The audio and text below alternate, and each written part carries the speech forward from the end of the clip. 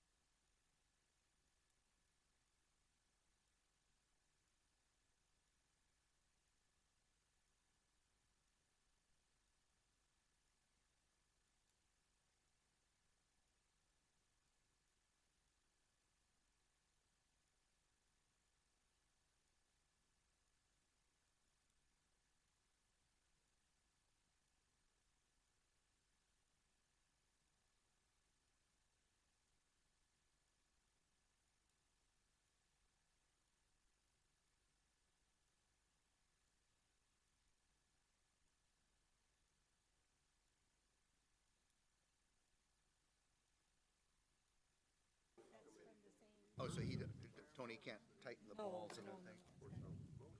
Okay.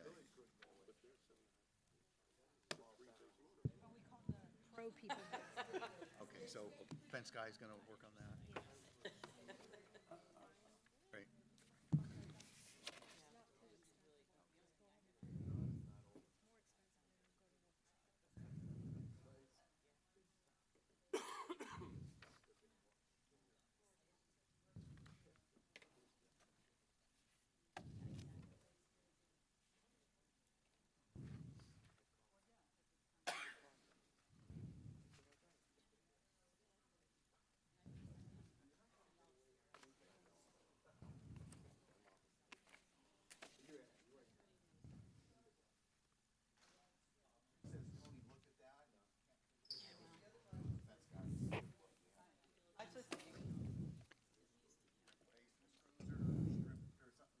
No, it's more than screws, it's crack. The little plate at the bottom is. Well, I know, but we gotta get the stuff from the guy.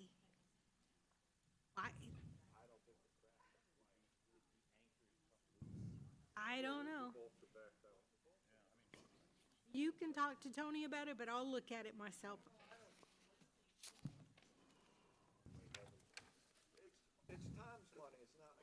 Oh, my goodness. It's not much money.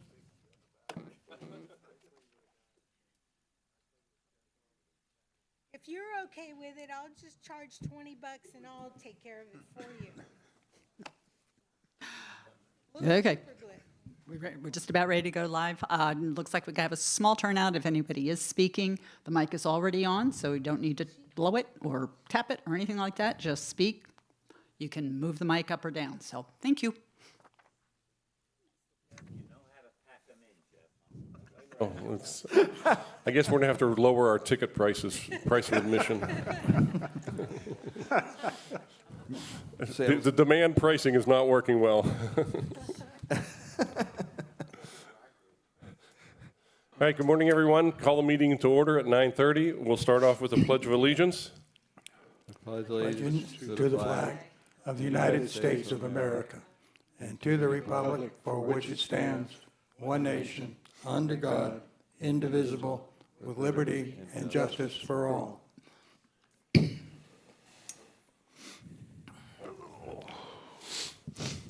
Okay, first up, determination quorum for the meeting. Good morning, Board in Summer Glen. We have a quorum with all 7 board members present, and the meeting was noticed in accordance of Statute 720 of the Florida Statutes and the Summer Glen governing documents. Thank you. And moving on to resident input on agenda items. We have one name on the list, Carol Steck. Good morning, Carol Steck, Lot 1006. Just a comment and a request, I guess, and I did speak with Marie briefly this morning, and she's amenable, but just want to make sure the board concurs. I was a little bit taken aback when I read the minutes from the last board meeting. There are at least 4 motions on here where the board moved, basically to spend money, but the minutes don't reflect how much did you approve, who's the vendor, and exactly what is it for. You don't want to have to go back to prior packets, prior meetings, or what have you. So if the motions in the minutes could reflect, the amount, the vendor, and what it's for, like there's also one in here about a motion to accept CRF, 2024-14 for replacement equipment. Could you just have inserted the word replacement of gym equipment? So that, again, it's easier for reference, because sometimes you go back and say, well, when did we do that, or how much did we approve? So I hope you'll concur and encourage the management company to have more complete minutes. The other was the discrepancy for item 11A. It's the new business item is to ratify unanimous consent for $20,000 for the 15 horsepower pump. In the packet, the unanimous consent that was signed was for $17,581. That's a $2,500 difference. Did we end up spending more than your unanimous consent, or whatever? No, So, So just clarification, the unanimous consent is for $20,000, not to exceed $20,000. We had a quote for 17,581, but the actual unanimous consent is a not to exceed 20. You are correct. However, what was in bold is the 17,581. Right. But thank you, I stand corrected. But Appreciate it. as far as your other comments, I agree with you. We need to have all that. It's good to go back a year or two from now and try to figure out what the heck was Yeah. they're talking about in the meeting minutes. It really should be self-explanatory. It is, exactly. Thank you very much, appreciate it. Thank you. Okay, with that, we'll move on to management update. A few maintenance issues I'll brief everybody on. We had some issues with the gate this past weekend, and the back gate. Tony was able to work on that, and it looks like we had some corroded wires was discovered, and so we seem to be back in business with that. So thanks to Tony and Marcia and everybody that was involved over the weekend on that. We fixed the pothole that's right outside the RSO. That was done yesterday, and so glad to have that done. We got a new pump installed at the annex area that basically water from the well comes up, fills the reservoir. So we had to get a new pump installed that's on the agenda here, so that's been taken care of. Tony's working on fixing some irrigation sprinkler heads at the community garden, so he's busy getting that taken care of. We've got an AC over by the pro shop area running very loudly, so we're working on getting that repaired with a new fan. Hopefully that's all that's involved. And you may have noticed new door hardware at the restaurant that's been installed, much sturdier, should last a long time, and looks really good. So that's it for the moment. Okay, any questions for Kevin? Yeah, Kevin, several weeks or probably months now, we had some discussions with certain clubs about conforming to our policy on financial reporting and registration. Where are we with that? Do you have any update on that one, Marie? Marie was spearheading that one. Pickleball is getting all of their paperwork in order. They've asked me for certain information, so I know they're working on it and getting it done. I have 2 more clubs that I need to make sure actually do the paperwork, and sort of like pickleball, they're a little bit like, like what and where and who and how, and so we'll continue to work with them so that we can get this taken care of. Yeah, well, let's make sure we stay on top of that, because there's a tendency for people to drag their feet and, not be as diligent as they need to be. And so we got to be on top of them, So I'll mention any club, so we'll just say it here since everybody's listening, any club that charges a membership or charges for tickets of any kind, you need to have certain paperwork, and you need to come see me about. Okay, thank you. I just had one question. Well, let me just follow up just to what you were talking about. I believe you had gotten something from Hafer that said occasionally, I don't know if it's every year or not, there is like a tax holiday in the state of Florida where if clubs do charge a membership, if all the membership dues are collected during that tax holiday period, that it potentially could be exempt. Is that correct? They still have to be registered, though. That doesn't mean that it may be that there's no tax Okay, but they required, still have to be registered, okay. but they still have to make sure they're organized properly, Okay, go ahead. Kevin, just my only thought was I was thinking about the golf course reports. We haven't seen, originally we were going to see a monthly report, but we haven't really seen, the course, we all go out there and play. It looks great, but we haven't seen a physical report in quite a while. From Cyprus. Yeah, Yeah, from let me get on him on that one. Thank you. Anybody else? No? Okay, Kevin already pretty much covered all the things that I wanted to make sure we covered, so I have nothing additional for the president update. So from that, we'll move on to the committee liaison reports. Tom, we'll start with you. Sure. Good morning. The month of January has been completed. The detailed reports have been posted online. I do believe in last Friday's update, the summary that I normally issue was made available on the weekly update. Obviously, if you look at the numbers, we had a good month. We were ahead of plan on the bottom line by almost $20,000. Keep in mind that when we do a budget, we estimate expenses in many cases for the whole year and then divide by 12. Does it happen that way? Most likely no. Okay, but the only feasible way to do it is to estimate the year and divide by 12. Being the first month of the year, a lot of repairs and things don't pop up and so forth, or certain maintenance items don't happen. So don't think that we're going to do great every single month. Our cash position is good. I gave an investment report to the board last week. More than 75% of our funds are earning interest at rates of at least 3% and as high as 4.25%. So we're earning interest on most of our money that 3 or 4 years ago we were not.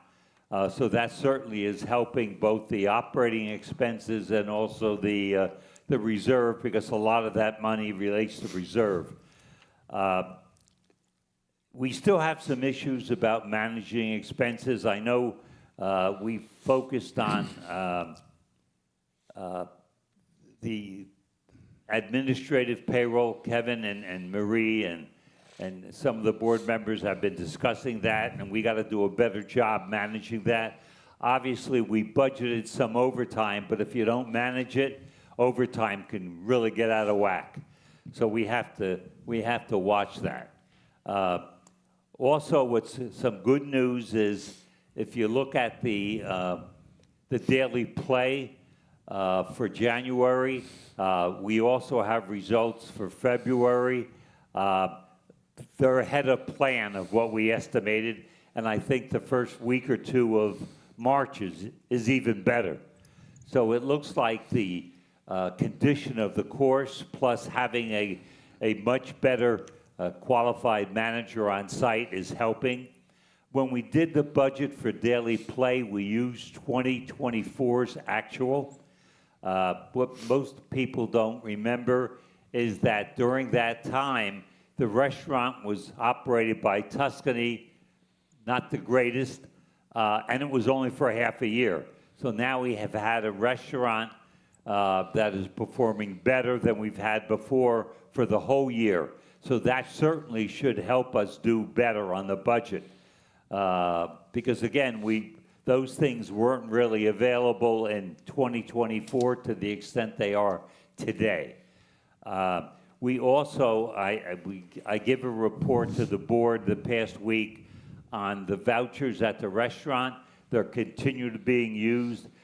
75 to 80% of the vouchers are being used, and it's probably less than a third of the volume they're doing. So the restaurant may have some issues, but people are going and spending the time, and it is helping the community have a restaurant available.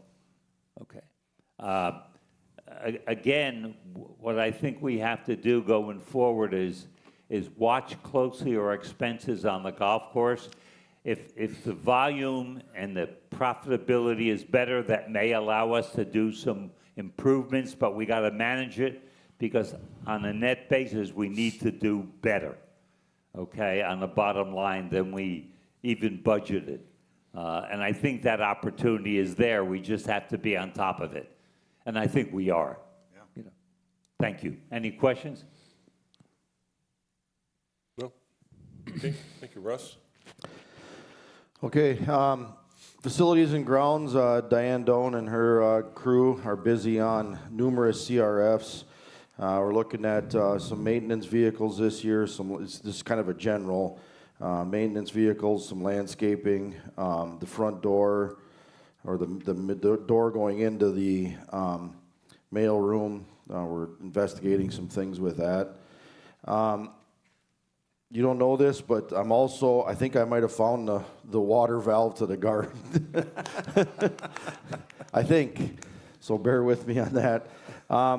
Another thing coming up in the next, within the next month, we'll be bringing in Connie again to look at emulsions for road top around the community. We have a few things that we're going to try to slate for this summer for emulsifying some of the roads. And then in today's minutes and things we'll be voting on, we have a couple of new committee members, Christy Forte and Gary Tyson. We'll be voting on later. That's all. Anything for Russ? Okay. John? I don't have a report on either committee. Bill? Design Review Board reviewed 64 applications. 3 trees on common ground that were removed last spring will be replaced after April 1st. Designated spots to be determined. Monthly meeting with United Landscaping for cross-communication and projects. DRB attends F&G meetings for continuity of projects on common ground. Monitoring replacement of trees, both residential lots and common ground. Residents need to allow time for DRB to review unless emergency. Also, they reviewed Statute 720 for continued compliance. The Social Committee looks as though they have a couple candidates that we'll be looking at in the new business section of this meeting, which will put them at full force at this time, pending approval. That's it. Okay. Any questions for Bill? Bill? Just a couple of things on the golf course. It's obviously running quite well with lots of external traffic. But to Tom's point, one of the issues we have to be careful to deal with, or Cypress has to be careful to deal with, the additional rounds and traffic on that golf course puts a lot of pressure on it. So there may be some pressure on the expenses when they have to do some remediation work that's caused by the much higher traffic of carts and things on it. I don't suspect anything particularly problematic there, but there will be a bit of pressure on some of the things they may be looking to do to rehabilitate it after the super busy season is over. The big challenge for the golf course is coming. The weather change will change the entire nature of the conditions out there. The overseed will die, and the Bermuda hopefully will wake up healthy and strong. That's always a difficult project every year when a course overseeds, and much of it is just at the whim of the cycles of the weather. You know, a series of hot followed by cold, by hot, by cold, and going up and down, it makes it very, very difficult to manage. If this change that we've had in the last week of a steady stream of warm weather comes, well, the grass will just do its thing and flourish, and it'll be able to manage it just fine. So we need to keep our fingers crossed so we don't have any late season weird cold snaps come through that will put all kinds of pressure on that turf. That's about all I have. Everything else is going fine. I got one question, Bill. The garden behind number 7, they didn't water it, they didn't take care of it. Everything's dead, so it has to be cleaned up. Yep. Take the weeds out, whatever has to be done. Unfortunately, that's a perfect example of homeowner projects. You know, that whole garden was a project of a couple of homeowners, well-meaning, everything else. And in the early stages, they actively maintained it and had a couple of other homeowners involved in maintaining it. Well, the original folks presumably have lost some interest in everything else, and it's just been left there now in the hands of Cypress to take care of, for us. I think a watchword is we have to be always careful when some homeowner projects on common ground come up, is to be comfortable that the ongoing maintenance of those things is properly provided for, so that it just doesn't end up just falling in the HOA's lap if it's something that's not something that you would ordinarily do.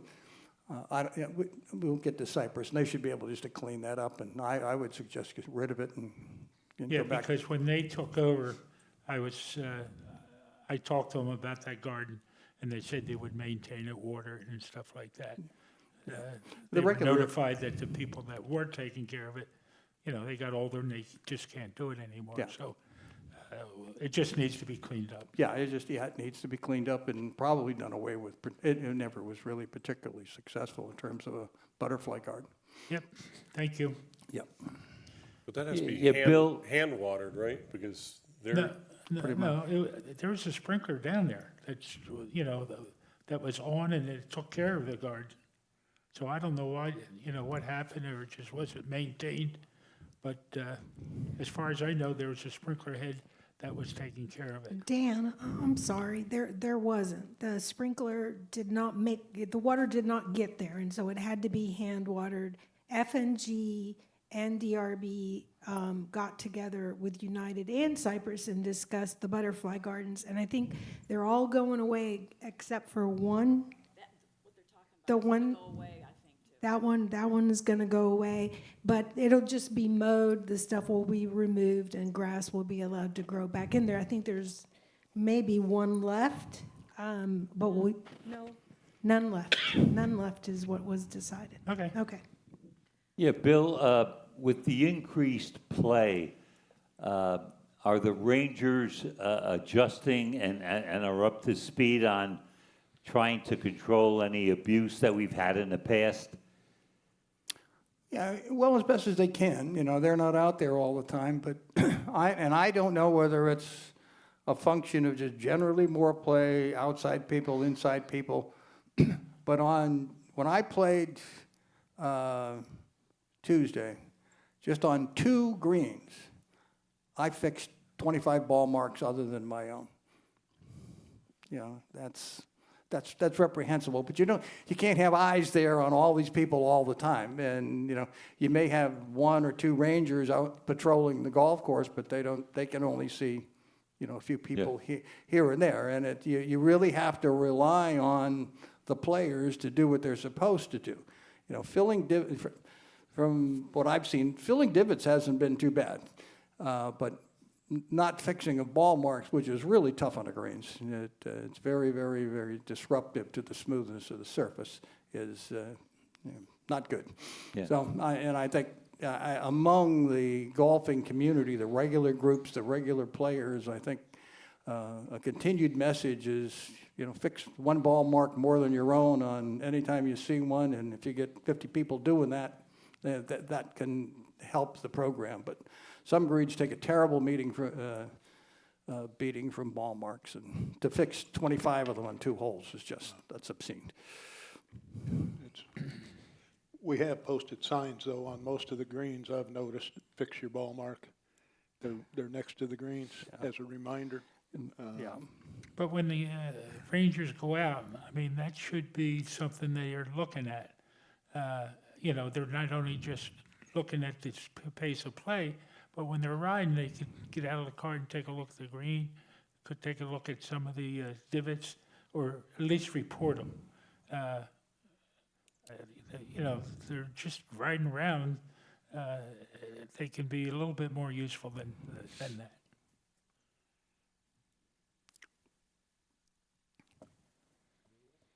no? Okay, next up is reading and approval of previous meeting minutes. I'll make a motion, we accept the minutes from February 12th, 2026. Second. All right, I do have some comments concerning it. So under the next meeting dates, we forgot to update the dates, so the February board meeting should be, the minutes should reflect the March meeting, not the February meeting. Right. So just need to update both the board meeting instead of February 12th should be referenced March 12th, and then the workshop should have referenced February 26th rather than January 22nd. And then you're going to also add in some of the details as far as actual cost dollars approved? Yes. Okay. So how about I make these changes? We approve tentative on the changes. I make the changes, send it to you. You can check over it, and then if it's all good, then I'll go ahead and post it. Okay, so I need to amend. you need to amend. I will amend my motion to incorporate the changes. And who's second? Okay. Any other discussion? Jeff, I have a question, actually. And it relates to, you know, the point that Carol made earlier and the minutes in general. And your comment of it, if someone looks back, you know, at a year ago or a year from now, looks back to this, what exactly was that? You know, and where, Right. you know, what was that project? In the actual formal record retention of the meetings, and I don't know the answer to this, but should the supporting material that you actually voted on be incorporated into some file with the minutes so that if someone's doing some research and they want to look back at what exactly was CRF, you know, 2024-14, they can find it and see it, because now it's almost impossible to do that sort of thing. Well, we do have, the meeting packet is in a separate tab Right. in the, on the website. Right. So Now, I think if we just put the meeting minutes is in a separate area, so if we have the meeting minutes, so if somebody wanted to go and look at the detailed packets, rather than having it in two places, they could then, you know, say, okay, well, what was some of the details associated with the CRF? They can then go to that board packet, which is already on the website, rather than yeah, attaching it twice. I think it's important that we can, you know, continue to maintain the format that we have Yeah. where those packets are there and you can do it. That's relatively new, and I think it's important that we can maintain that, the continuity of that, so that the history of finding things Right. is easier. Jeff, my question would be like on 11E, when the CRF for the reflectors, the motion didn't pass. Is that CRF dead at that point in time when it doesn't pass? Yeah, it's closed out. Okay. But again, it is in the meeting packet. So Correct. it's in the meeting minutes that the board voted on it, then it's in the meeting packet that has all the details as far as what the cost was and what the actual proposal was for. Right. But so that CRF basically is Yeah, it's closed No out. That CRF is closed out. closed out, yes, thank you. Okay, we have no old business, so we'll We move didn't on. vote on We that. got to vote, yep. Nope, sorry. So all those in favor of approving the meeting minutes pending the changes signify by saying aye. Aye. Aye. All those opposed, say no. Okay, motion passes unanimously.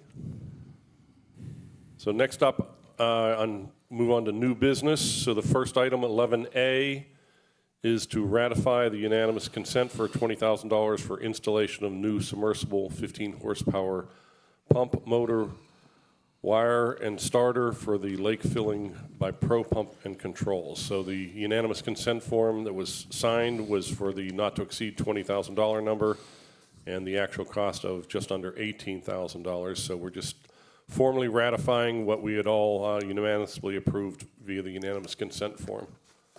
So I have a motion for ratification. I'll make a motion to ratify the unanimous consent. A second. Any discussion? Yeah, did we ever get any feedback on why the pump or motor failed prematurely?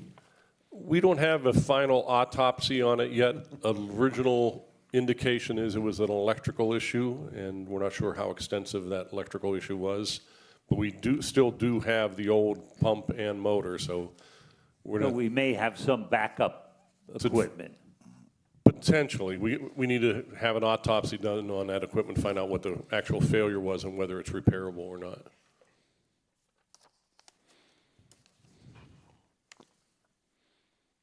Any other comments?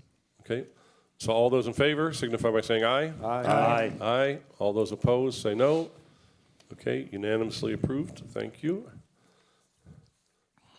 Next up, 11B, adoption of our records retention policy for the association. So the policy is in our packet. Anybody want to make a motion? I'll make a motion that we accept the record retentions policy drafted by the attorneys. I'll second it. Okay, open it for discussion. Yeah, one of the things at the workshop I had sent a note in, we really need to make sure that we get at least once a year a certification from First Service that they meet this requirement of the records retention policy, because we ourselves can't manage that. It's really something that First Service is responsible for, and I'd like to see a certification once a year that says, yeah, we comply with these, because it's something as a board we can't really be, you know, be responsible for that. It's up to date. Yeah. I wholeheartedly agree with that, Tom. Yeah. I mean, there are, in addition to just, you know, not just a record retention policy, there are some other things that I think kind of fall into that, where at each year end, we want kind of verification, kind of like an affidavit of things that were supposed to be done were indeed done. So maybe we want to look at creating that master list of, okay, what, not just record retention, but what else should have that kind of affidavit associated with it. So I don't know if it needs to be a separate policy or not, but.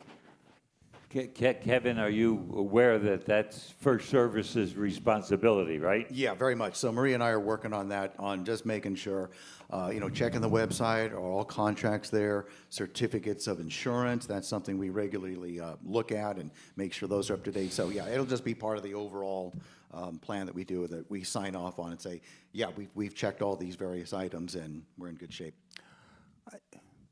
I think after we vote on this, you could make a resolution that we do that and do that here. It's part, you know, it's Sure. on the agenda. Yep, definitely. So as soon as we sign or vote on this, then someone can make a resolution to do the annual certification. Okay, so if there's no other discussion on the policy itself, all those in favor of adopting it as written, signify by saying aye. Aye. Aye. All those opposed, say no. Okay, motion passes unanimously. Okay, so Tom, do you want to make a formal resolution then, as far as some form of affidavit for an annual checkoff? I'm sorry? Did you, you know, if per Bill's suggestion there, did you want to make a separate Would you like me to make a motion? resolution for? Yeah, I make the motion that we get an annual resolution from First Service that our record retention policy is up to date.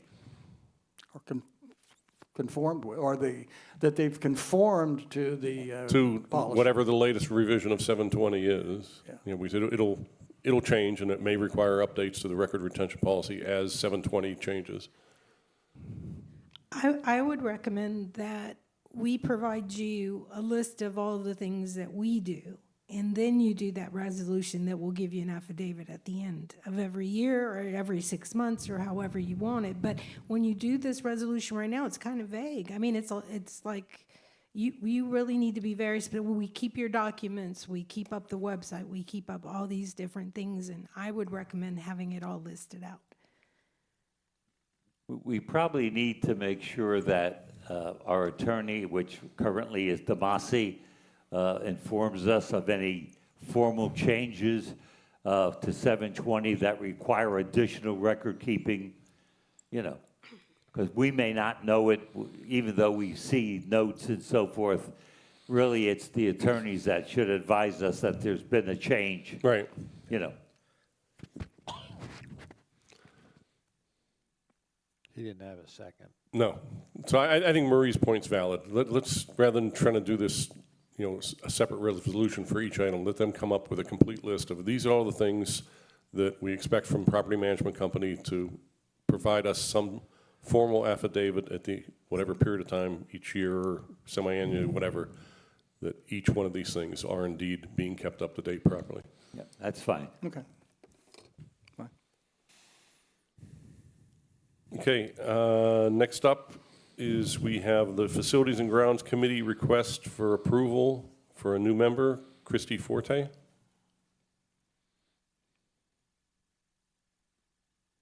Russ, do you want to Yes. make a formal nomination? Yes, I will formally nominate Christy Forte. I'll second. for- Any discussion? I'll second it. Oh, no, I think we already had a second. Oh. Bill. Any discussion? All those in favor signify by saying aye. Aye. Aye. All those opposed, say no. Motion passes unanimously. We also have a second one. Yep, I'll make a motion to nominate Gary Tyson to Facilities and Grounds Committee. Second. Okay, any discussion? All those in favor signify by saying aye. Aye. Aye. All those opposed, say no. Motion passes unanimously. Thank you. Thank you, Gary and Christy, for volunteering for F&G. Very much appreciated. Appreciate all the volunteers that we have in the community. Next up, we have the Social Committee request for approval of Jerry Ballantyne as a member. I make a motion that we accept the Jerry Valentine as a member of the social committee. Second. Okay. Any discussion? No. All those in favor signify by saying aye. Aye. Aye. All those opposed, say no. Okay. And there's a second one as well for Joanne Kohler. I'll make a motion to nominate Joanne Kohler to the Social Committee. Second. Second. Go ahead, Bill. You got Bill Rodriguez to second. Take your pick. Any discussion? All those in favor signify by saying aye. Aye. Aye. All those opposed, say no. Motion passes unanimously. Congratulations, Jerry and Joanne. Thank you very much for volunteering. Item E, Election Committee request for approval for Carla Marsh as a new member. I'll make a motion to accept the approval of Carla Marsh as a new member of the Election Committee. I second. You got Bill Kohler as second. Okay. Any discussion? All those in favor signify by saying aye. Aye. Aye. All those opposed, say no. Motion passes unanimously. Thank you very much, Carla, for volunteering. And then item F is the Social Committee requests approval for the resignation of Earl Forsman as a member. I make a motion to accept the resignation of Errol Forsman. Second. Okay, any discussion? All those in favor signify by saying aye. Aye. Aye. Aye. All those opposed say no. Motion passes unanimously. Okay. Next up is approval for a vendor proposal for the pond fountain replacement. That was easy for you to say. Yeah, really. Okay, this has been quite a process. So we have ended up with 3 vendors that quoted. Unfortunately, we don't have a true apples to apples comparison. We're close. We were up through Tuesday afternoon. We were still working on trying to get some of this resolved. So we have the 3 vendors. We have Solitude, Ferguson, and Charles Aquatics. And there's a summary page on page 31 of our packets. There's a summary worksheet that tries to show the comparison between the 2. So to try to simplify this a little bit, we have the 3 quotes. One of them is for a 5 horsepower pump and motor. The other 2 are 7.5 horsepower pump and motors. One of the issues we ran into is the electrical, the wiring. Some required, one of the quotes, we're quoting a 7.5 horsepower motor, but it required 3 phases. We don't have 3-phase power at that post. The other 2 quotes were for 7.5 horsepower single phase, which is what we do have now with the current fountain. So based on that, I'm recommending we just delete the Ferguson quote because it's for the smaller 5 horsepower rather than 7 horsepower. And it's also only for 3 lights where the other vendors were quoting 4 lights as part of the fountain. So for those 2 reasons, I'm recommending we just don't even consider that, leaving us with just the 2, Solitude and Charles Aquatics. There, they both quoted the Vertex 2-tier series fountain, which is very similar to what we have, and maybe a little bit higher height on the center fountain, center spout, and it's a little bit, maybe just a little bit wider span on the second tier. But that Vertex, both quoted Vertex, and then Charles Aquatics also quoted a Aqua Master Biscayne and Crown wide type fountain. So it's different manufacturer and different pattern. The only issue I see between these is one has quoted color lights. So they both quoted 44 light systems, but one quoted color and Solitude just quoted white only.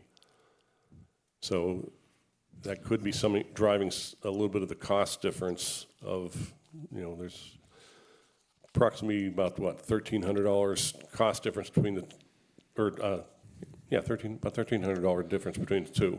So I think part of that is what's driving it is one is just white only, the other one is color.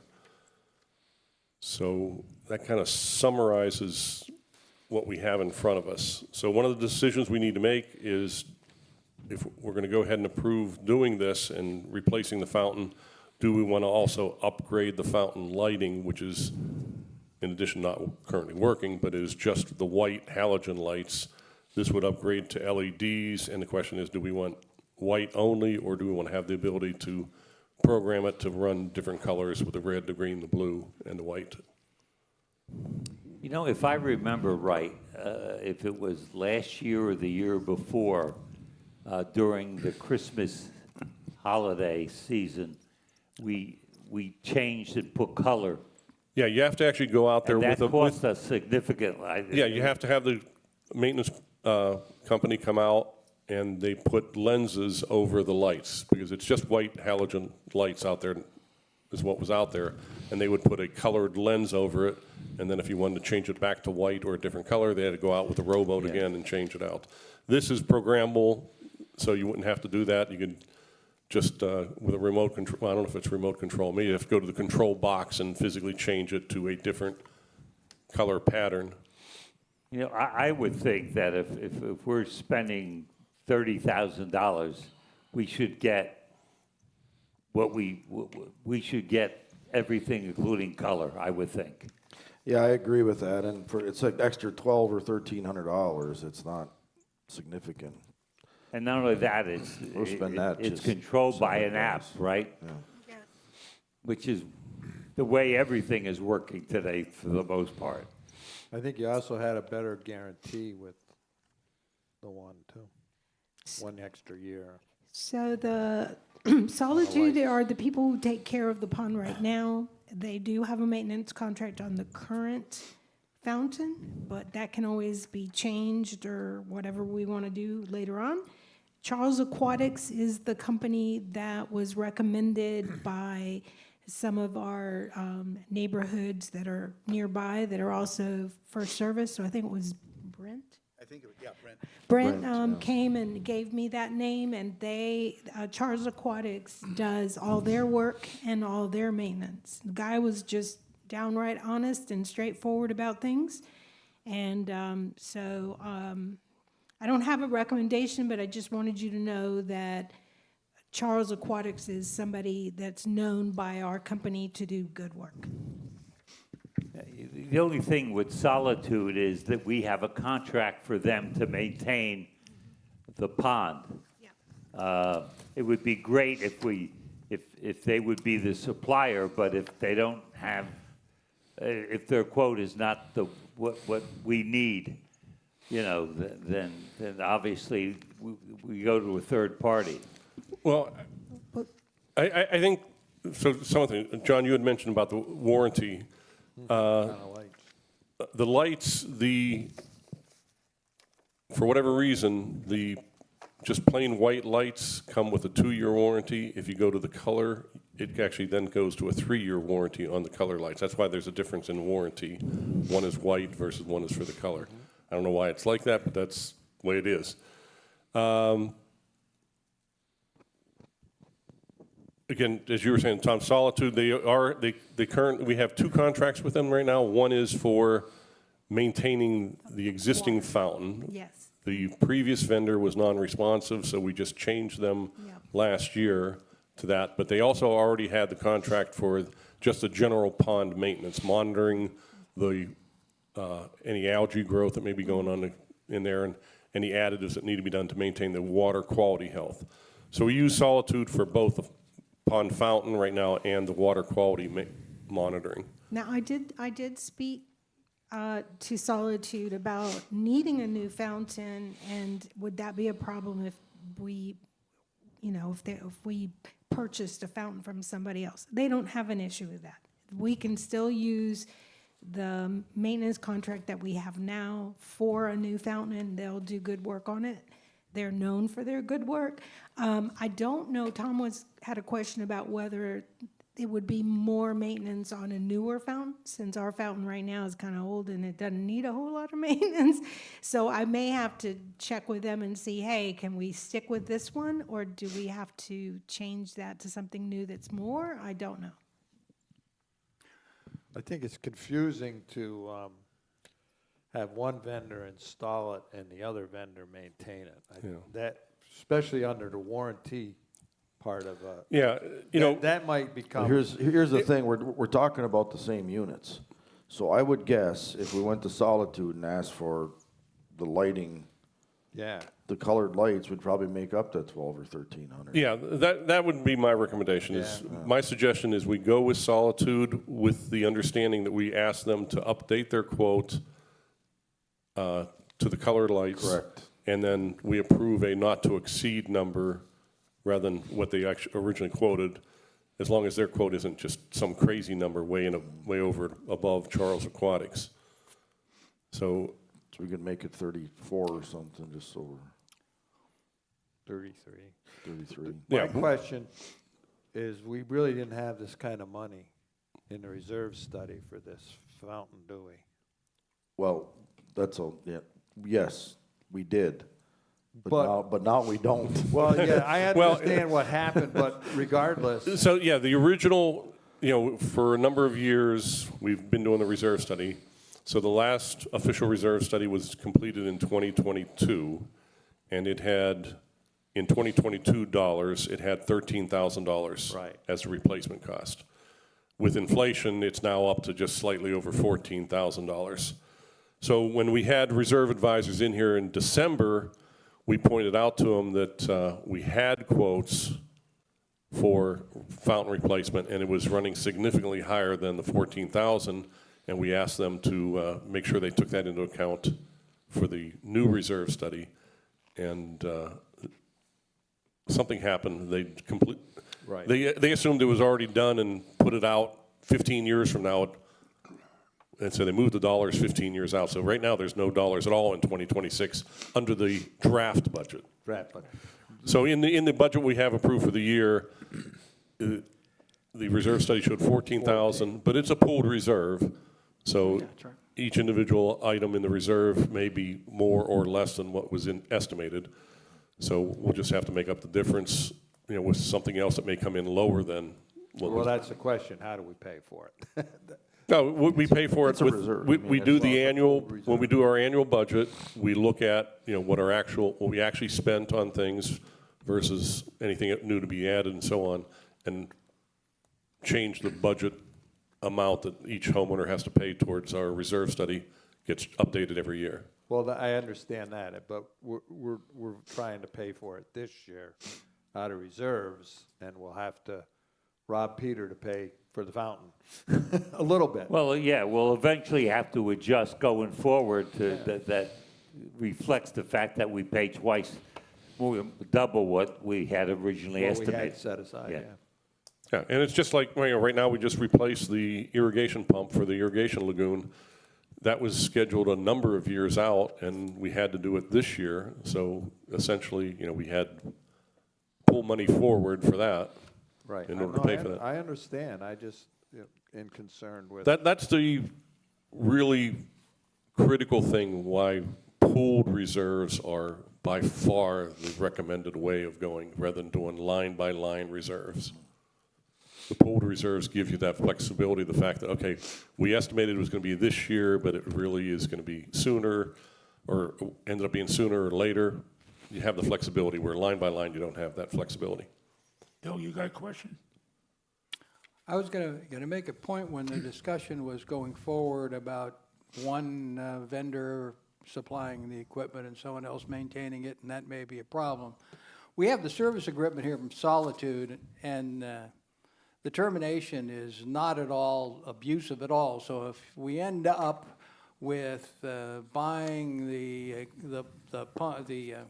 fountain from one vendor and the other vendor not being happy about taking care of it, that service was contracted, easily terminable without any meaningful. So if you go with the Charles Aquatics and Solitude Bulks, who does a lousy job maintaining it, it's an easy switch without any penalty.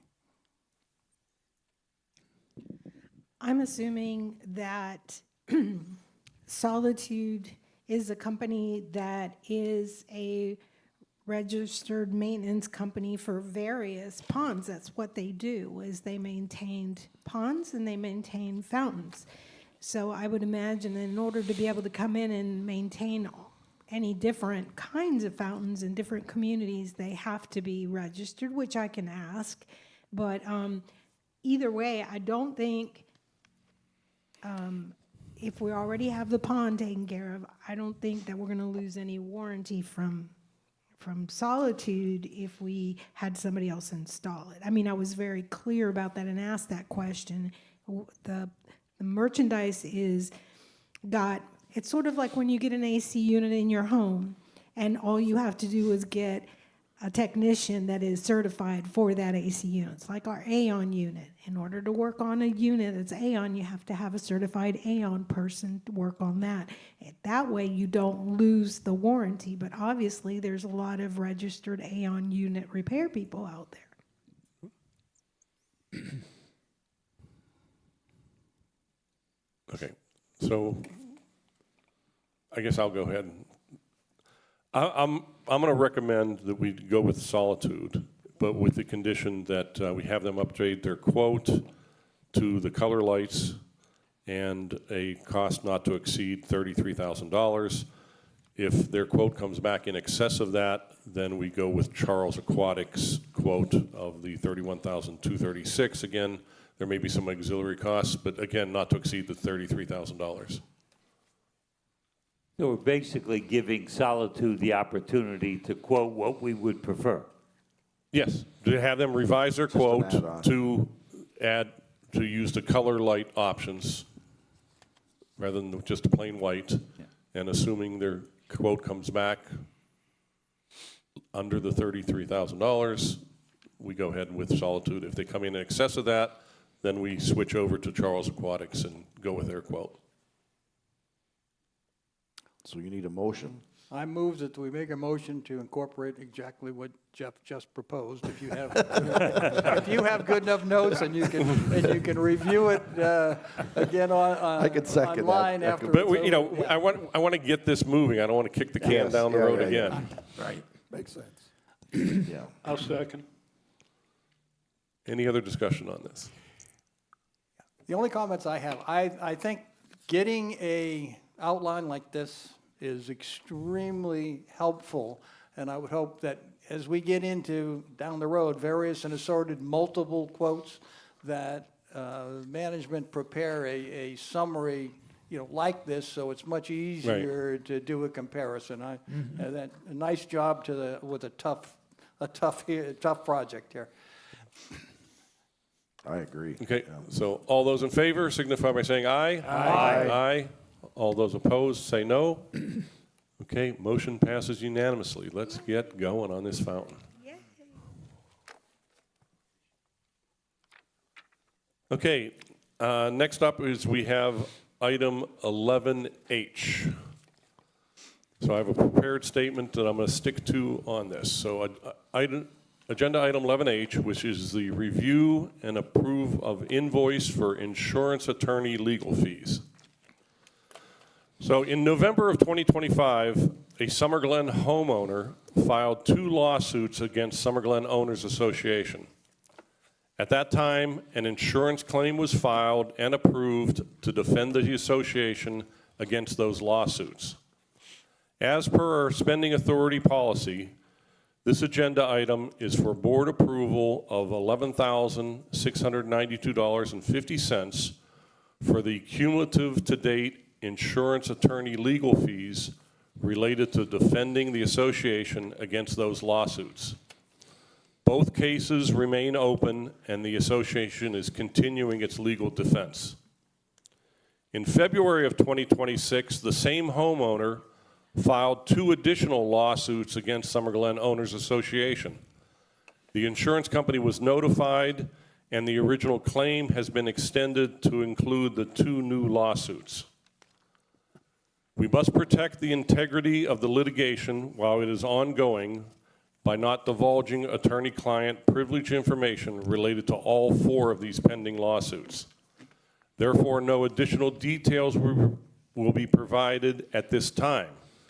We will provide additional updates to the association membership when milestones are reached.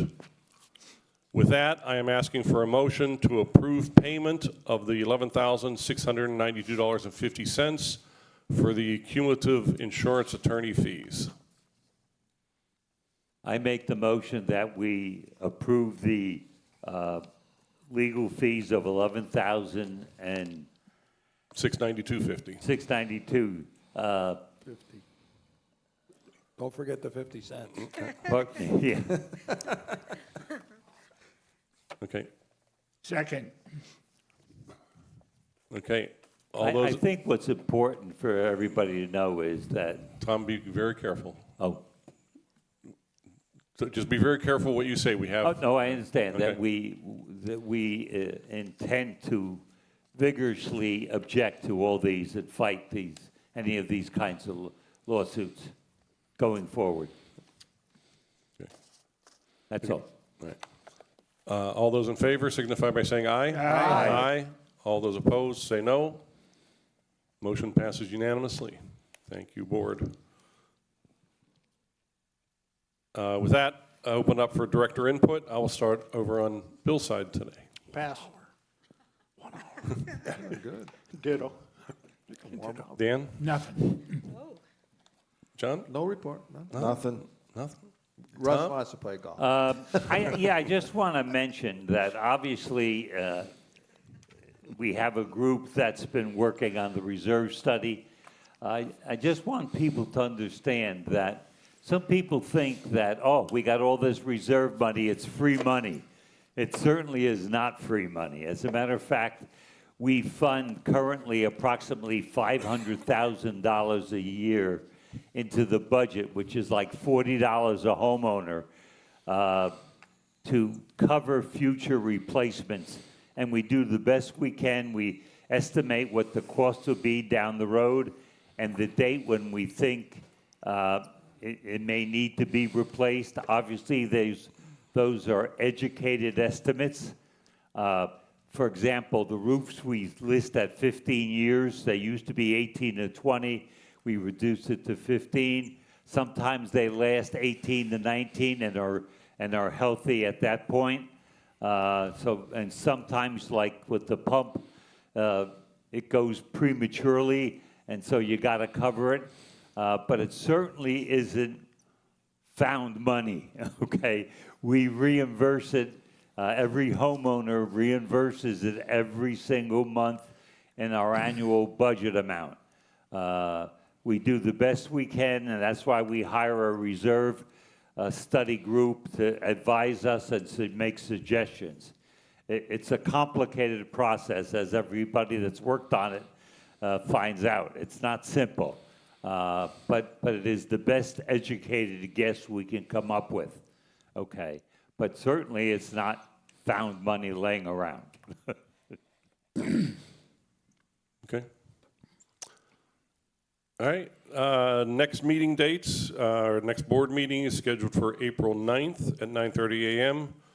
The board workshop is scheduled for March 26th at 9:30 a.m. With that, I'll entertain a motion for adjournment. Make a motion that we adjourn the meeting. Second. All those in favor signify by saying aye. Aye. Aye. All those opposed, say no. Okay, meeting is adjourned. Now I'll open up the floor for homeowner comments. Diane Doan, Lot 559. I just wanted an FYI for the board in regards to CRFs. Since 1922, I have all the CRFs that have been presented to the board with all their attached invoices and everything else. Just an FYI. I have all that information stored at my home. Thank you. Thank you. 1920? 19, yeah, not 2022. Yeah, no. Barbara Gaina, Lot 1015. I just have a question on, I guess, United, who's doing our lawn service. We skipped a week. They haven't come for us this week. But what I'm concerned about is the sidewalks. They are so covered with those leaves that it's dangerous to even walk. The ones up front and the ones underneath coming from the RSO, you know, in the front here. Right, so United doesn't do those right in front, that's our staff, so I'll make sure that we get Right. our staff. And there's a lot of, you know, those acorns. Yes. And they're dangerous to walk on, but the front Is walk, bad. it's so bad. And they put all that mulch on the trees, and it's all coming down into the sidewalk. They have to put some kind of a border, and it is dangerous. You got it, I'll address it right away. Thank you.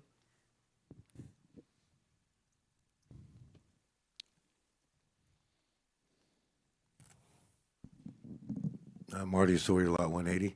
Do we have any update on the status of the permits for the restaurant? For the patio you're talking about? Yeah. So we're still fighting that battle. Marion County had promised that they were going to be finished with the permitting process of reviewing all the plans, all the documents yesterday. I was out of the office yesterday, so today I'm going to be on the phone with our contractor and with Marion County, sending him a letter as well, saying, guys, you promised this. Why is this still being hung up? So still working on that, I'm afraid. Yeah, so you haven't been in touch with them yesterday, but probably a month or more ago, they told us March 11th they would have it completed. And yesterday was March 11th, and it still shows up in the system as 2% complete, I believe. Right. So I'm going to be leaning on them today. Perfect. The other thing I have is the modification to the contract for the restaurant. Where do we stand on that?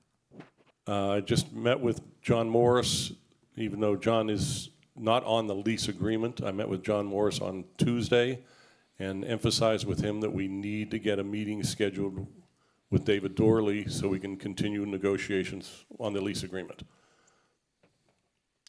One more thing about that. How are we doing the utilities currently for the restaurant and us? So do we pay? So the gas is 100% in their name. The water and electric remain in the association's name. We issue them a total of $700 credit, $400 for electric, $300 for water, and they pay everything over and above the $700 for the water and electric. So are we paying them $700? And Well, we credit them. So let's say the utility bill for electric is $2,000, for example. We pay the first $400, they pay whatever the balance is. In this case would be $1,600. Same thing with the water. We pay the first $300, they pay everything over and above that. okay, perfect. Thank you.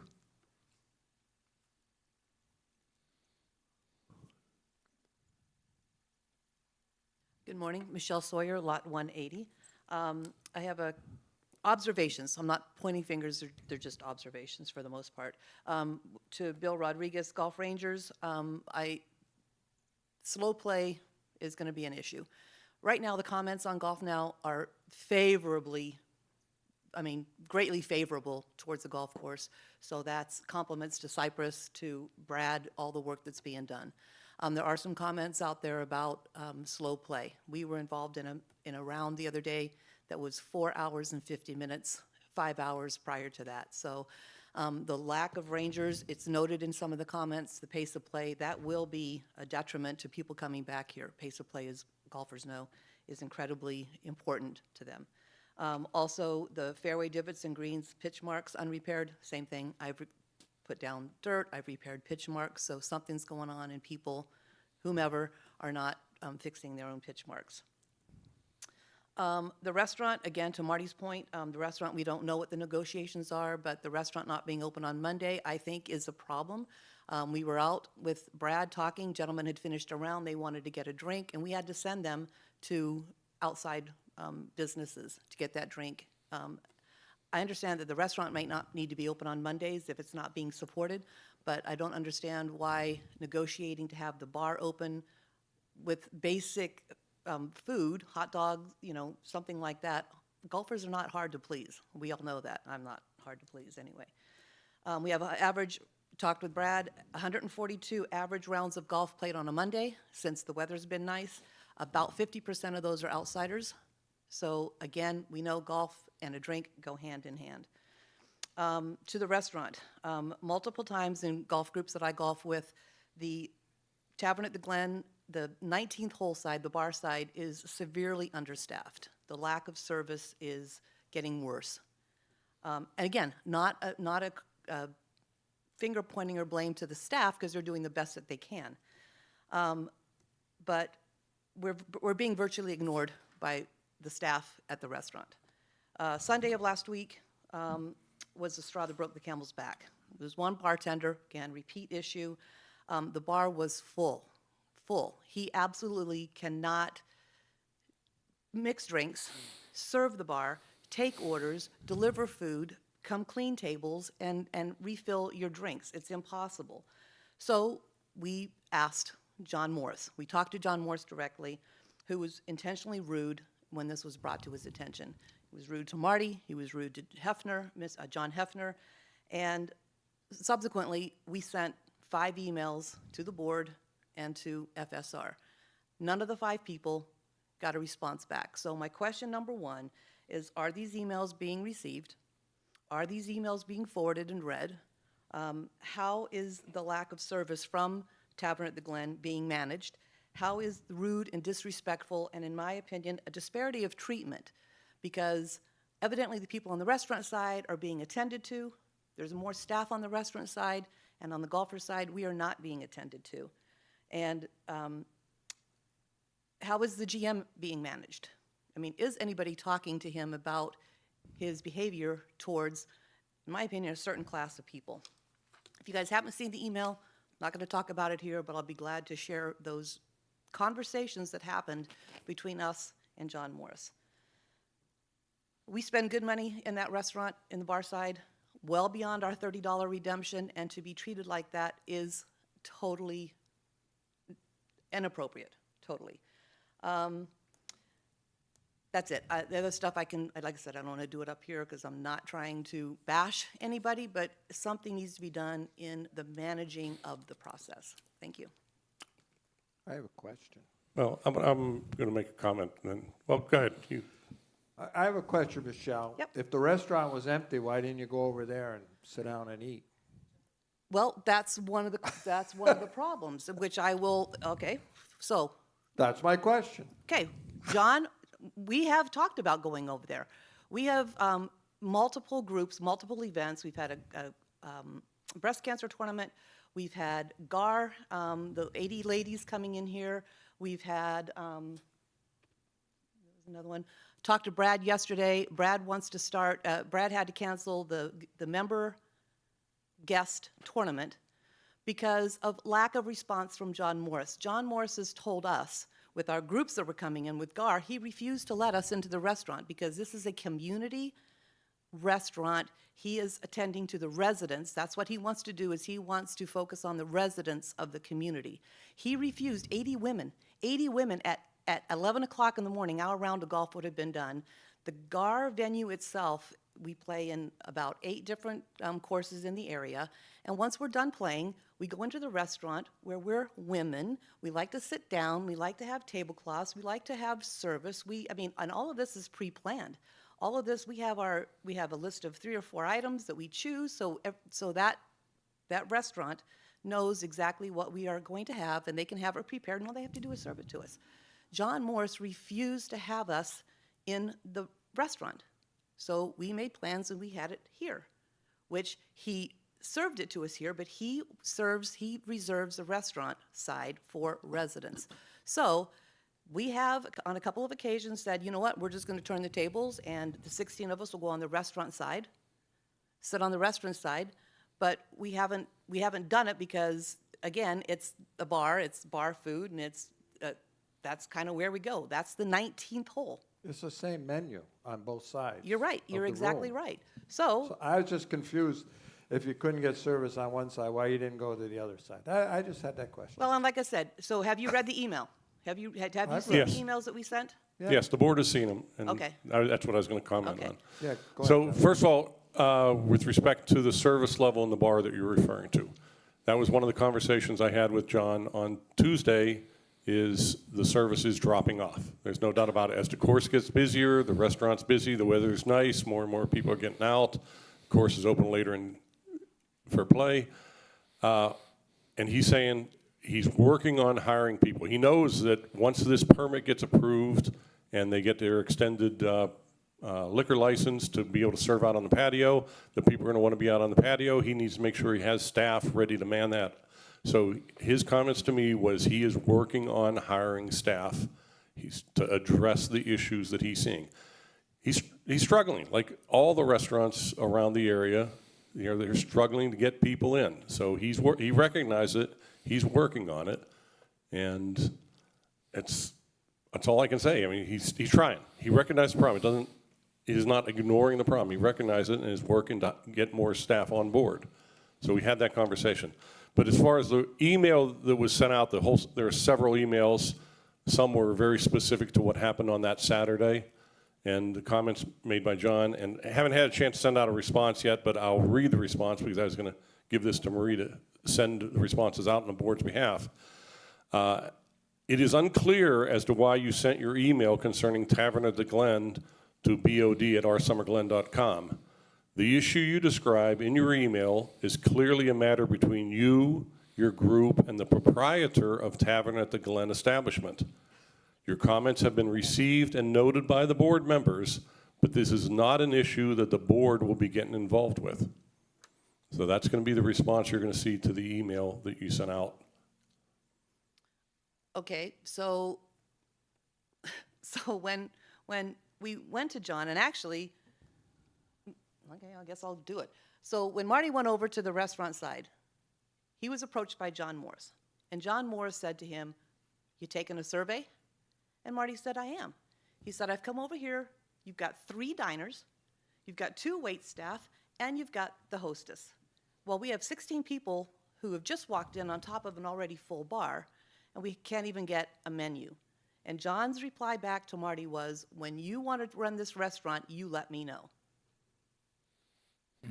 I mean, this is what we're asking. So we have said, if you have 2 wait staff over there for 3 diners, can't you send 1 wait staff over there and get us menus and take our orders? And then when John Hefner, again, said, "Look, we're trying to support you, 16 of us, we haven't even got a menu," and for John Morris to tell John Hefner, "If you don't like it, go find somewhere else to eat," that's unacceptable. I mean, and that's why the emails got sent to you guys, is because we are trying to take it up with John Morris. We have felt for months now that there's a disparity between people who are on the restaurant side and people who come into the bar side. I don't know why. I mean, we spend way beyond our $30 a month coupon redemption. We spend good money in there. So if the answer to you, John, is why don't you guys go into the restaurant side, We will. We'll go into the restaurant side. We'll take our 16 people, we'll go to the restaurant side where they have more servers, and that's where we'll get our food and get our drink, which are still going to be made by the bartender on the bartender side and then have to be brought back over there. Because now we have another issue, which is, again, I'm not going to go into that here, but the bartender side, they're doing all of the work for everybody in that restaurant. So to have help on that side, I think is imperative. Thank you. Okay, no one else. So with that, we'll wrap up the meeting. Thank you.